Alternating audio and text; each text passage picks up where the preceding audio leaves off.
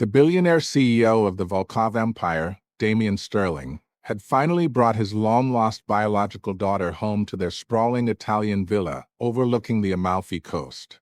A property worth hundreds of millions with its private helipad and infinity pools that merged into the Mediterranean Sea. But for 3 full days after her arrival, Adeline Riley, Addie, had not spoken a single word. Gianna Romano, the girl who had been raised as the cherished daughter of the family for 20 years, assumed Addie was mute. She poured out endless chatter, flaunting her designer wardrobe from Cartier and Van Cleef & Arpels, recounting shopping sprees on private jets to Paris and Milan, and subtly reminding everyone how perfectly she fit into this world of luxury. Little did she know, Addie's silence was deliberate, a warning from the orphanage director who had raised her. He feared that if she spoke too soon in this venomous household, she would be cast out like a serpent before she could even claim her place. When Gianna leaned in once more, gushing dramatically about her latest trip on the family's Gulfstream G700, Addie finally opened her mouth. "Have you ever met your real mother?" The room froze. "I have. She came crawling to me on her knees, begging me not to let you get kicked out of this family. Know why? Because she has AIDS and needs money for treatment. She's terrified that if you leave the Sterling estate, her cash flow dries up." Addie turned her dark gaze to Gianna. "Baby girl, have you ever sent her a single dollar?" The entire Sterling family stood stunned, not a word escaping their lips. "She's mine now. This family, this empire, every secret, every tear, it all belongs to me." But Addie didn't stop there. "Do you even know your real father's last name?" "Want me to tell you?" At that moment, Gianna's cousin, tall, broad-shouldered, and seething, raised his hand to strike her. Enough! Before the slap could land, a crystal plate loaded with delicate French pastries shattered against his head. Crimson blood trickled down his perfectly styled hair. Addie brushed the crumbs from her manicured fingers. "What exactly did you think you were going to do? Touch me? You're nothing. Dare lay a hand on what's mine to ruin." She scanned his face with open disdain. "So ugly. I'm starting to doubt you're even blood-related. Maybe you should get a paternity test too, just like your little cousin." Gianna lifted her tear-stained face, staring at Addie as if she wanted to tear her apart limb by limb.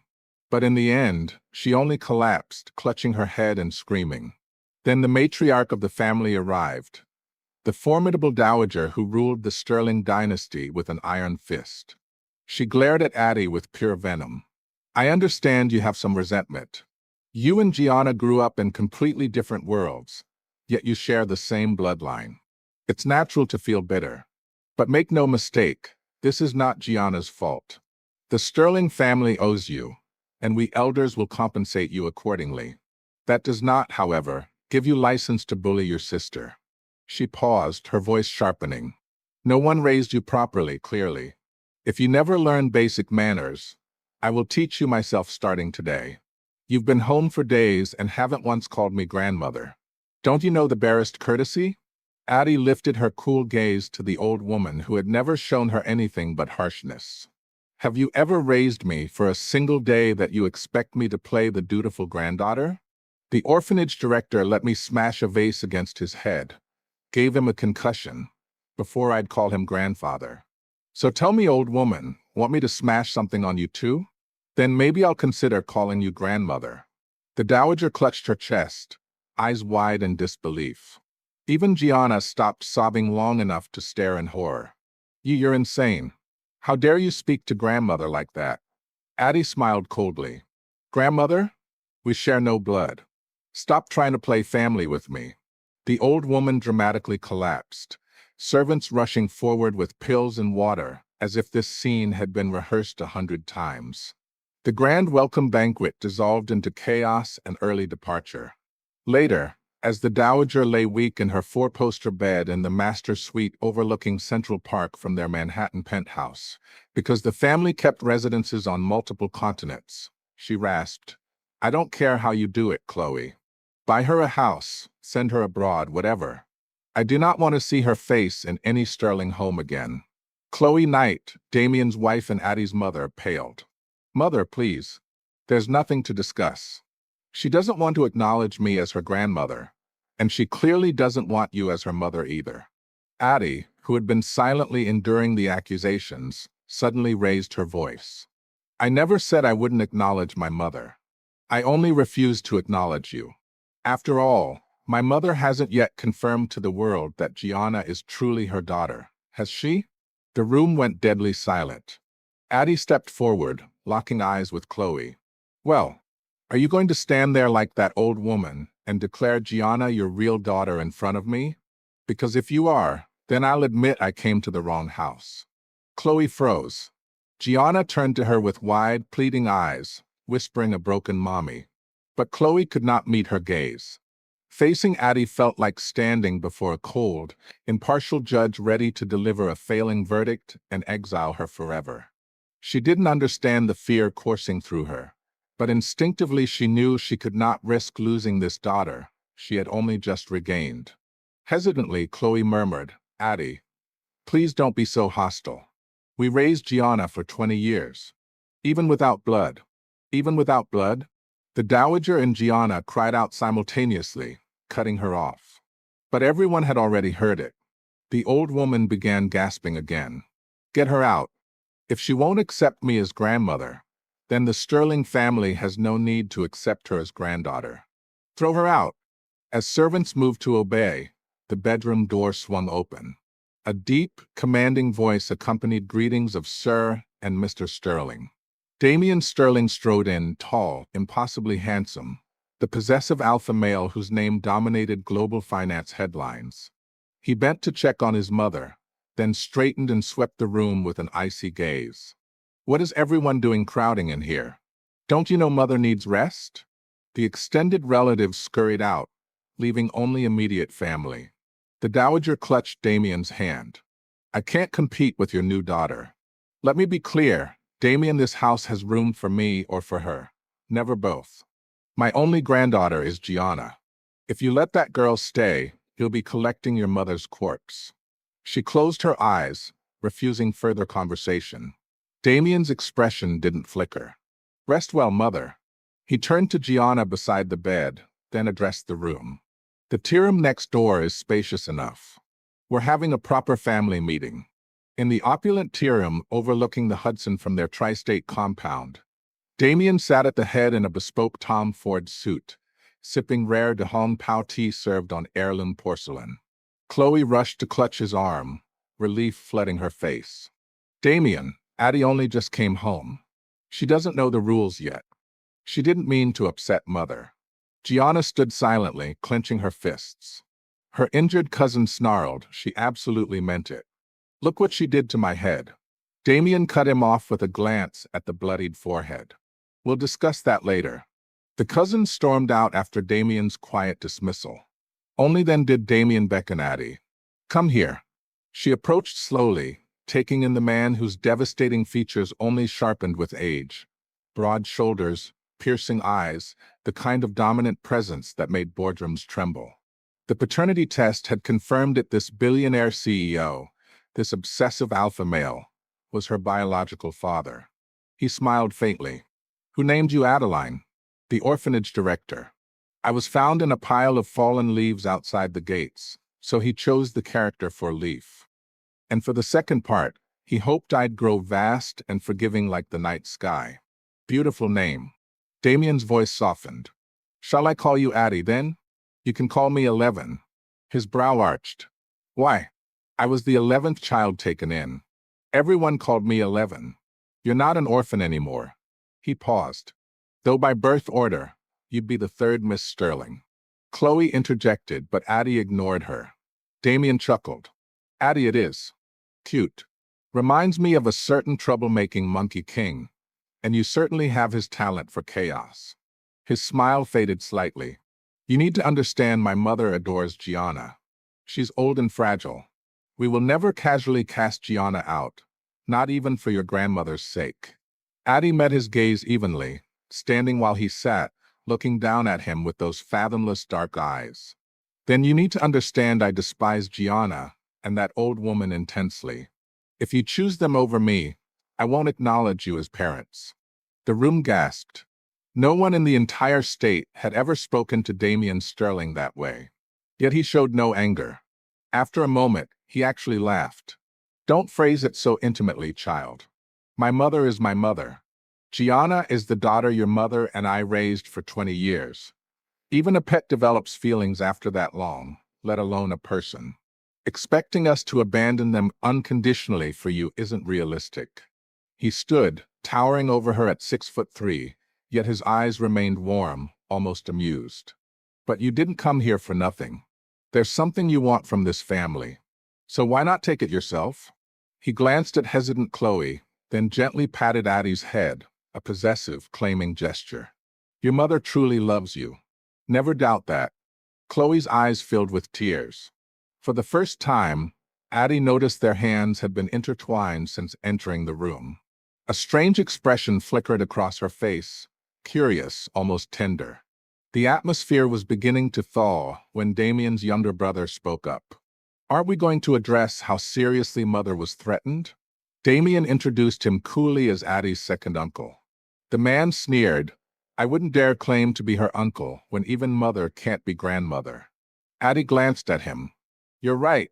You don't look related to me at all. His wife laughed coldly. We're not criticizing you personally. You simply lack manners. You sent Mother to the hospital twice in one night.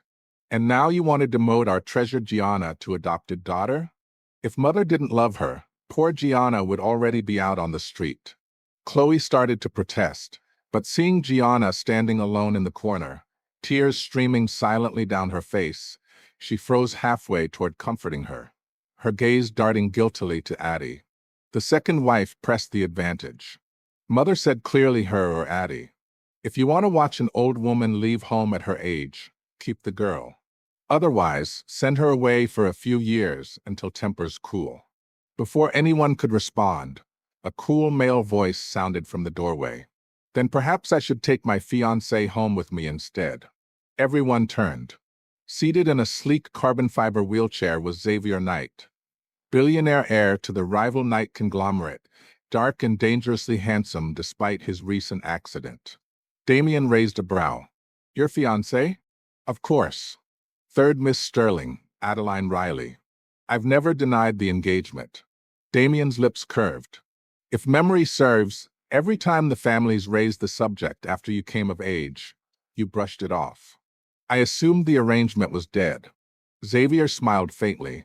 Some things aren't meant to be spoken too plainly, Uncle Damian. Gianna, half hidden behind the second wife, began trembling so violently the woman had to steady her. The second uncle protested, but Damian overruled him with a subtle gesture. In the end, Xavier left with quiet grace, promising Addie they would spend more time together soon. You're mine, little wife. No one else will ever touch what's mine to ruin. That night, while the aborted banquet should have been the talk of high society, the real storm brewed in Golden City, the exclusive secret forum for the ultra-wealthy heirs of the state. Posts exploded across the feed. They say the new third miss is insane. Xavier Knight denied Gianna as fiancée for over a decade. Yet the moment the real daughter shows up, he publicly claims the engagement. Gianna's real mother has AIDS? Someone verify. I'd love to see the new girl tell the elders. Let me smash something on your head before I call you family. Predicting a week of pure chaos. Bet Gianna's out within a month.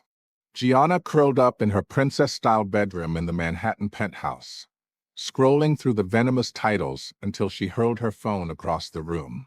Everything she had known, her status, her security, her future, felt like it was crumbling beneath her Louboutin heels.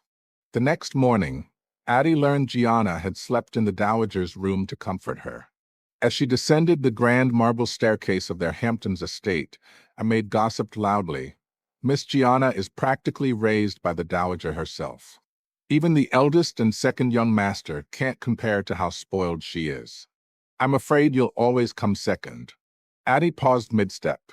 Do the Sterling servants always run their mouths this much first thing in the morning?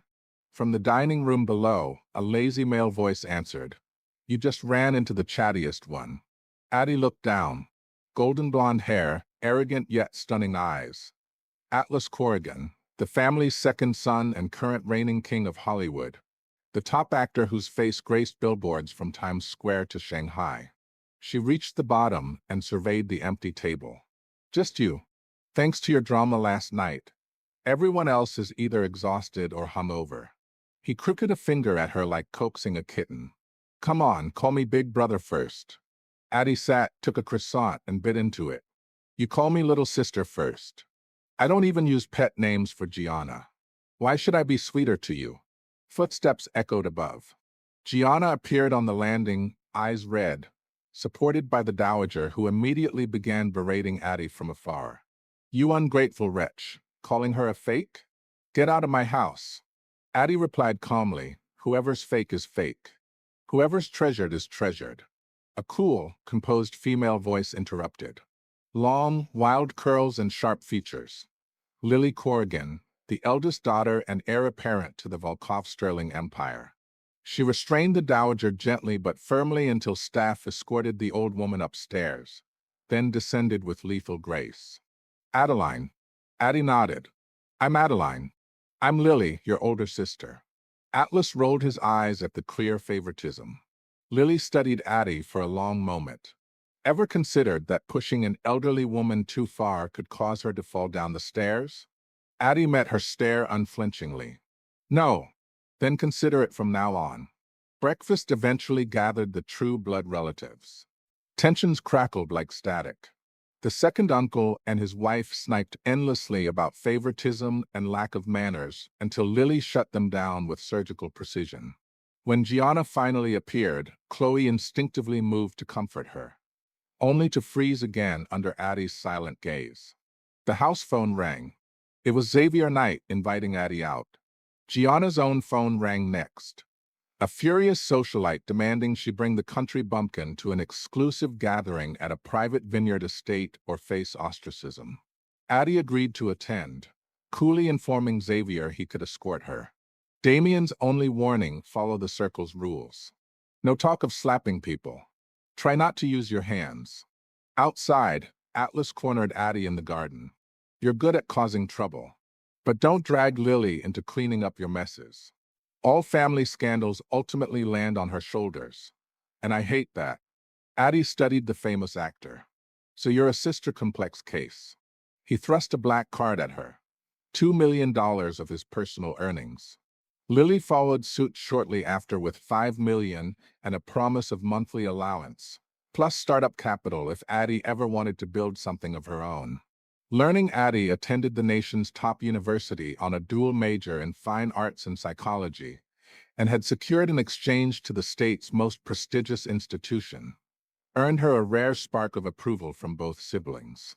Lily's final advice, with grandmother protecting her and mother genuinely loving her: you'll never get Gianna out of this family. Hating her only hurts you. Addie smiled. I don't get hurt. And trust me, the one who ends up miserable won't be me. She left for the gathering in Xavier's Bentley. You're mine, baby girl. This empire, this legacy, this family. I'll burn it all down before I let anyone take you from me again. At the exclusive vineyard estate, Addie's arrival with Xavier in his wheelchair caused stunned silence. She promptly pushed his chair hard enough to nearly crash it into a table, then claimed the seat beside him, declaring openly that no one else would touch her fiancé. The hostess, a spoiled heiress, sneered and insulted her openly.